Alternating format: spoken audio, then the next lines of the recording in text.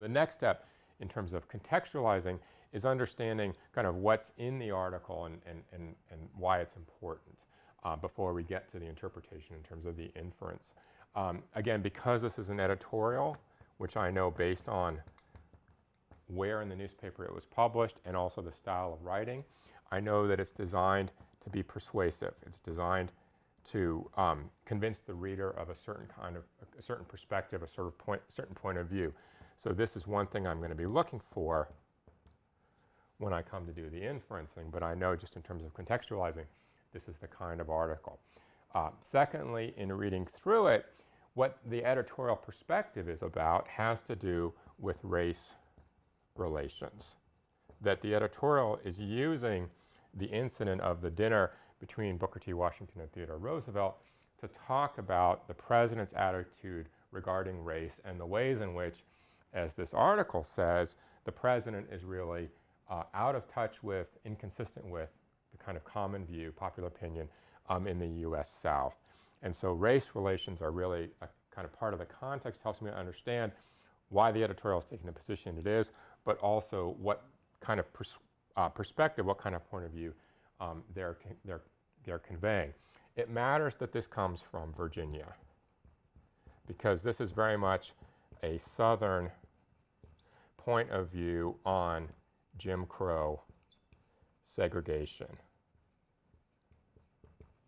And so in order to understand some of the key words that are in this editorial, I need to know the context in which public attitudes about race, white attitudes in particular, in Virginia, generally across the U.S. South, were really committed to Jim Crow segregation, absolute lines between African Americans and white population. And you can see some of these examples in here, starting right away with the title, with the word darky, again being a term referring to African Americans, a derogatory term, certainly not a positive term. And so the fact that this shows up in the headline really tells me something significant about that. The second term that really tells you about the point of view of this editorial is this word Negrophilist or Negrophilist. I'm not sure even how to pronounce it. It's not a word that's used now.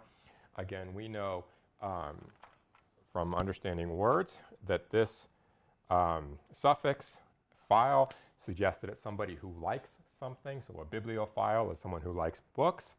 An Anglophile is someone who likes the English. And what this means is it's someone who likes Negroes. Now, this is an odd term because, like I said, it's not one that's used now. In this context, again, something we'll talk more about in terms of inferencing, it suggests that there's something wrong with liking Negroes, that this is somehow a negative quality that President Roosevelt has. Mr. Roosevelt is a Negrophilist. As we go through the rest of it, again, in terms of contextualizing, there are people in here that are referred to, like Frederick Douglass, who we know are significant, okay, in terms of their role, in the case of Frederick Douglass, as a kind of predecessor to Booker T. Washington, in terms of being a very leading figure among the African American community. We also want to know, we should know in terms of the context, why Theodore Roosevelt, it matters that he was a Rough Rider going up San Juan Hill in the war in Cuba. So these are some of the things that we need to know in terms of the context to make sense of what's in this editorial. These are not things we necessarily have to go out and research. We'll come back to that later. But these are things that are going to help us make sense of what's in here and figuring out why this is the language that is used to make a particular persuasive argument. Okay, so these are the kinds of things you want to do in terms of contextualizing this source, looking at specific phrases, specific sentences and connections and how these are designed to persuade the reader.